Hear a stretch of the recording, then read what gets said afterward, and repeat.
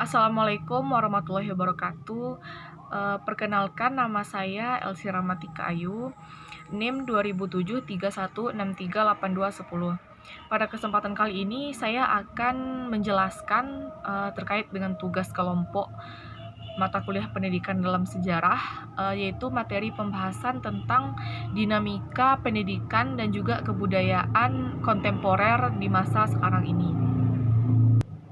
Pendidikan merupakan pembelajaran pengetahuan, keterampilan, dan juga kebiasaan suatu kelompok yang disampaikan dengan generasi-generasi berikutnya. Pembelajaran bisa berupa pengetahuan, pelatihan, dan juga penelitian. Nah, yang dikatakan dengan kontemporer di sini adalah yang mana suatu sifat yang berubah-ubah, yang mana menyesuaikan dengan suatu zaman. Nah, pendidikan sebagai sebuah proses kehidupan seseorang sepanjang hayat di kandung badan akan selalu mengalami yang namanya perubahan. Tanpa yang namanya perubahan, suatu pendidikan tersebut tidak akan berhasil. Berikut saya akan menjelaskan beberapa isu pendidikan kontemporer di masa sekarang ini.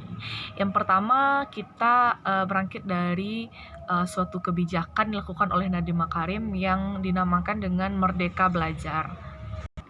Ada 4 episode yang disampaikan dalam Merdeka Belajar ini.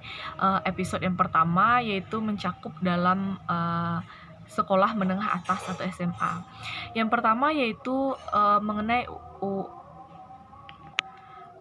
USBN yang benar-benar dilaksanakan di sekolah. Nah, yang kedua dengan dihapuskannya yang namanya UN, diganti dengan yang namanya Assessment kompetensi tersebut, dan juga ditetapkannya yang namanya RPP yang bebas setiap guru untuk merancang dengan sendirinya. Nah, itulah sebagian dari episode pertama kebijakan yang disampaikan oleh Nadiem Makarim. Nah, adapun episode kedua yang disampaikan oleh Nadiem Makarim dalam hal Merdeka Belajar ini adalah mencakup dalam hal perguruan tinggi, yang mana kita kenal dengan kampus merdeka. Nah, yang pertama kebijakannya itu perguruan tinggi yang sudah terakreditasi A dan juga B itu berhak mendirikan atau membentuk kembali program studi baru yang sekiranya dibutuhkan gitu. Nah, yang kedua, perguruan tinggi yang layanan BLU dapat memutuskan sendiri apakah berubah ke PTN berbadan hukum. Contohnya seperti di UNP pada saat ini sedang memasuk usulan untuk menjadi PTN yang berbadan hukum, dan ada beberapa perguruan tinggi lainnya yang juga melakukan hal yang sama. Lalu yang berikutnya, yang mana kebijakan yang terjadi di perguruan tinggi di sini yaitu mahasiswa diberikan kebebasan untuk belajar di luar kampus atau di masyarakat dalam jangka waktu 6 bulan sampai 1 tahun. Itu di luar dari prodi atau jurusan yang ia tekuni gitu. Nah, yang ketiga di sini yaitu adanya peningkatan dana BOS di sekolah-sekolah, disalurkan dengan cara yang ketat, dan juga yang keempat adanya dibentuknya penggerak-penggerak dari organisasi yang bertujuan untuk meningkatkan kualitas sekolah-sekolah yang berada di bawahnya. Nah, yang kedua di sini saya akan membahas tentang isu yang sedang kita rasakan sekarang ini di seluruh masyarakat Indonesia khususnya. Nah, yaitu tentang merabatnya wabah COVID-19, yang mana di sini tentu akan mempengaruhi dari segi pendidikan yang ada di Indonesia. Nah, dalam bidang pendidikan, mutasi pembelajaran dilakukan secara tatap muka atau tradisional.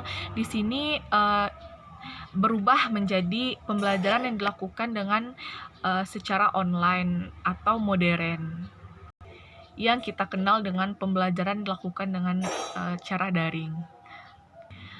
Perubahan ini terjadi secara masif dan dilaksanakan hampir semua jenjang pendidikan yang ada di Indonesia.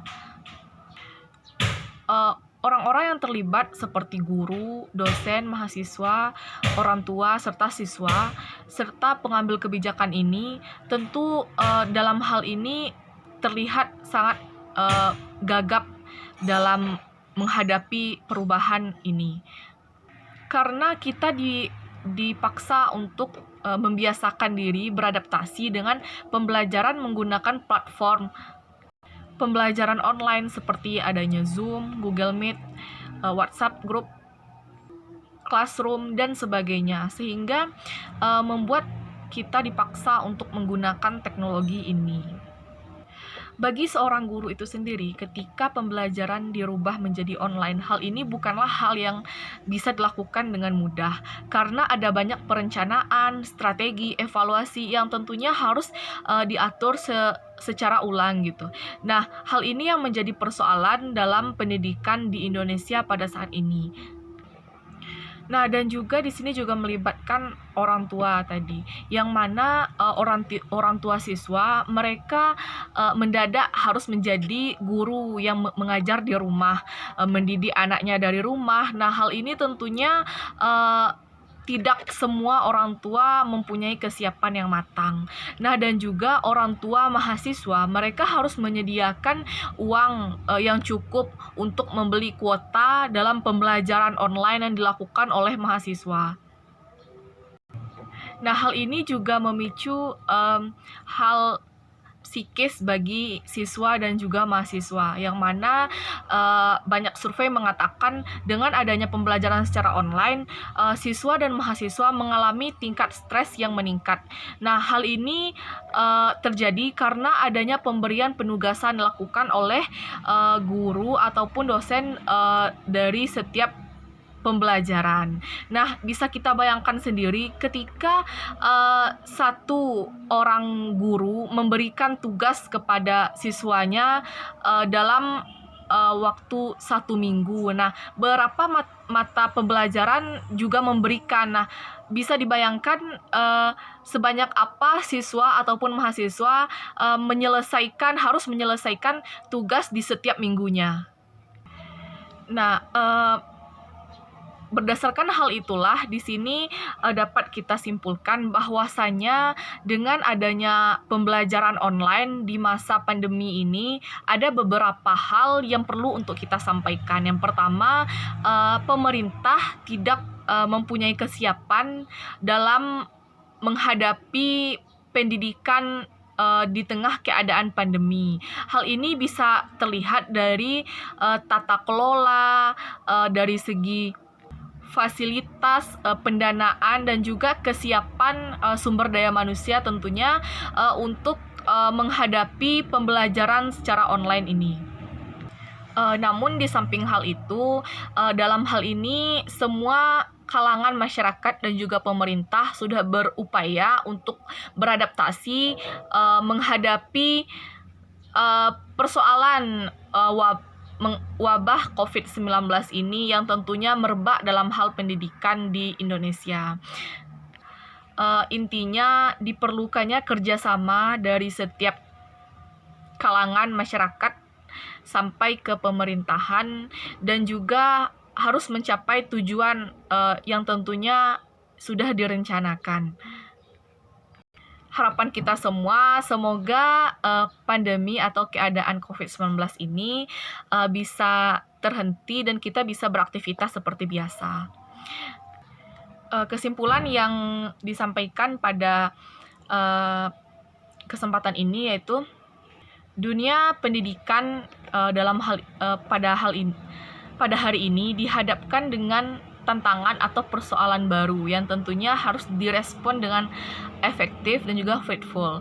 Dalam artian, hal-hal baru yang menjadi tantangan tersebut harus dikonversi menjadi keberhasilan-keberhasilan yang akan semakin menunjang dalam hal pendidikan, khususnya dengan adanya perubahan di era sekarang.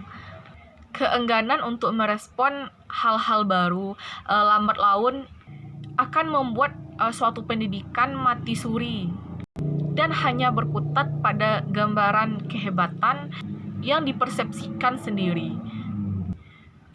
Itulah penjelasan dari saya. Apabila terdapat kesalahan, saya mohon maaf. Terima kasih. Wassalamualaikum warahmatullahi wabarakatuh.